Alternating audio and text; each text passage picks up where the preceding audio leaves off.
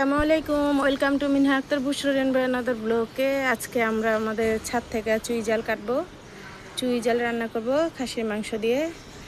এই যে দেখেন আমাদের ছাদ বাগানে চুই জালের গাছ। এটা পুরাটা দিমু। হ্যাঁ কাটো কাটো বাবা কাটো না এই যে আগে গেলে কেটে দেবো। ওগুলো কাটো কাইটা ই করে দাও, কমায় দাও। কমাই দাও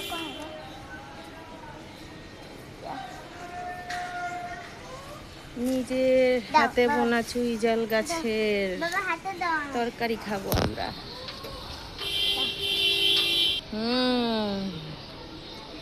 আগে ছাড়ো। নিজের হাতে বোনা চুই জাল গাছের টেস্টই আলাদা। আর নিমু। এই যে আমাদের গাছের চুই জালগুলো আমরা এখন কেটে নিব সুন্দর করে। এই যে বাপনি যে আগে পর্যন্ত খাওয়া যায় সেই পর্যন্তই আমরা নিব, ফেলবো না। আর চুই জালের পাতা আপনারা ভুলও নিবেন না, কারণ চুই জালের পাতা জাল হলো তিতা। পাতা বাদে সব কিছু নেবেন। আমাদের গাছের চুই জাল কাটতে কাটতে আমরা সব কাইটা লয়ে লিছি, কিচ্ছু ফালাই নেই, কিচ্ছু ফালাবো না। যেহেতু ফালাবো একটু কি লস, ফালান যাইব না, এটা অর্গানিকা সার ছাড়া। এই জিনিস ফালাইলে লস। চুই জাল রান্না করার জন্য আমি কড়াইতে দিয়ে দিলাম তেল, প্রায় হাফ লিটারের মতো তেল দিলাম আমি। চুই জালটা রান্না করতে তেলটা একটু বেশি পরিমাণেই লাগে।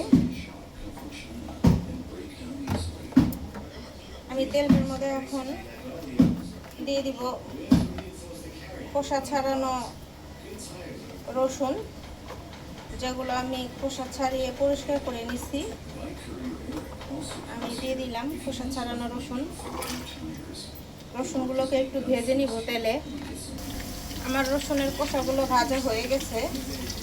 এখন আমি দিয়ে দিব মাংস, খাসির মাংস।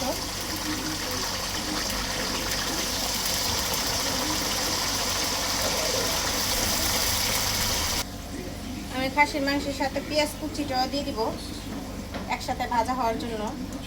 পেঁয়াজটা আমি একটু বেশি পরিমাণে দিছি, একটু ঝোলটা বেশি হয় যাতে বেশি হয়, এর জন্য আমি মাংস পেঁয়াজ একসাথে ভেজে নিব। একটু দিয়ে দিলাম টক দই। আমার এই যে দেখেন অল্প টক দই দিয়ে দিলাম।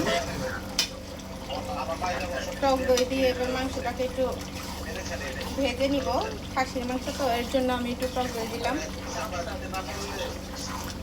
টক দই দিয়ে আমি একটু নেড়ে নিলাম যাতে খাসির গন্ধটা না আসে। দিয়ে দিলাম হলুদ মরিচের গুঁড়া।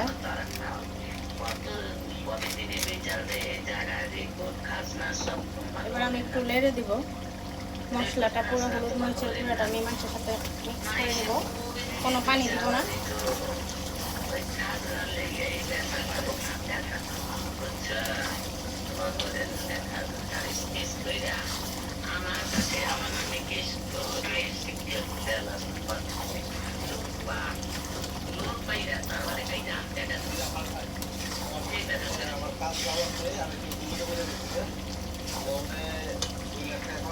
হলুদ মরিচের গুঁড়া দিয়ে দিলাম।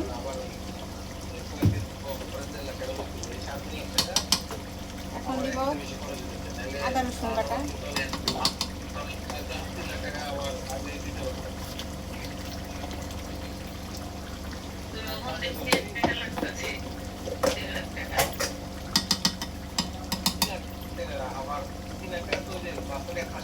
গরম মশলা বাটা, আমি এখানে আদা বাটা দিছি 4 টেবিল চামচ, গরম মশলা বাটা দিছি 1.5 টেবিল চামচ, আর হলুদ মরিচের গুঁড়ো দিছিল 3 টেবিল চামচ।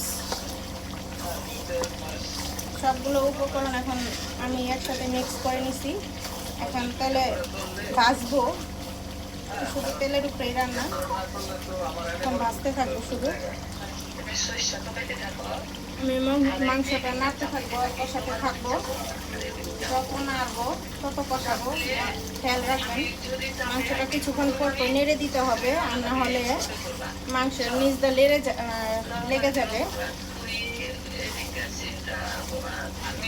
দেখছেন আমার চুইঝাল মাংসের মশলার কালারটা কত সুন্দর গাঢ় হচ্ছে, কালারটা খুব সুন্দর হয়েছে।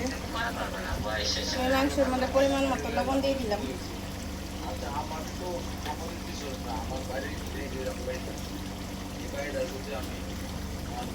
আপনারা লবণ যার যার স্বাদ অনুযায়ী দিবেন।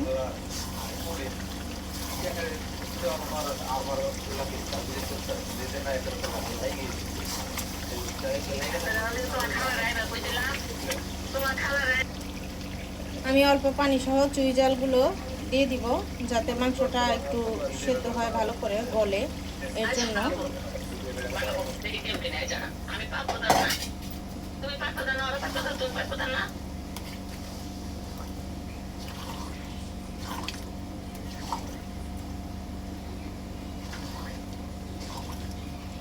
চুইঝালটি দিয়ে একটু ভালো করে নেড়ে দিতে হবে। এরপরে ভালো করে নেড়ে আঁচ দিব যাতে করে চুইঝালটা ভালো হয়। আমি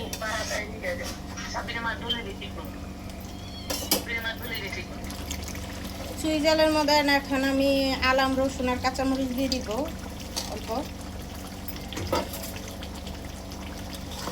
এগুলো দিয়ে আমি ভালো করে কষিয়ে নেব।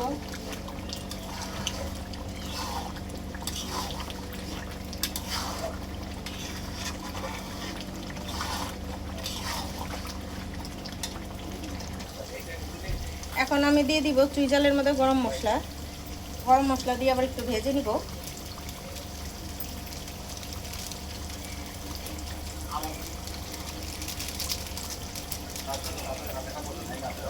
চুইঝালটা গরম মশলাটা দিয়ে ভালো করে আরেকটু ভাজা ভাজা করব। আমার খাসির মাংসের চুইঝালটা হয়ে গেছে সম্পূর্ণ পরিমাণে। এই যে দেখেন। আপনাদের যদি ভালো লাগে তাহলে আমার ভিডিওটা লাইক, কমেন্ট, শেয়ার করবেন, সাবস্ক্রাইব করবেন আমার চ্যানেলটা, আর আমার পাশে থাকবেন। আমি এর আগে গরুর মাংসের চুইঝাল করছিলাম, আজকে আমি খাসির মাংসের চুইঝাল করলাম। খেয়ে দেখি কেমন হয়। টেস্ট করে দেখলাম খারাপ হয়নি, মাশাআল্লাহ খুবই ভালো হয়েছে আল্লাহর রহমতে। আপনারা বাসায় ট্রাই করে দেখবেন কেমন হয়, খেয়ে দেখবেন। আপনাদের প্রতি আমার ভালোবাসা রইল। আসসালামু আলাইকুম, আল্লাহ হাফেজ।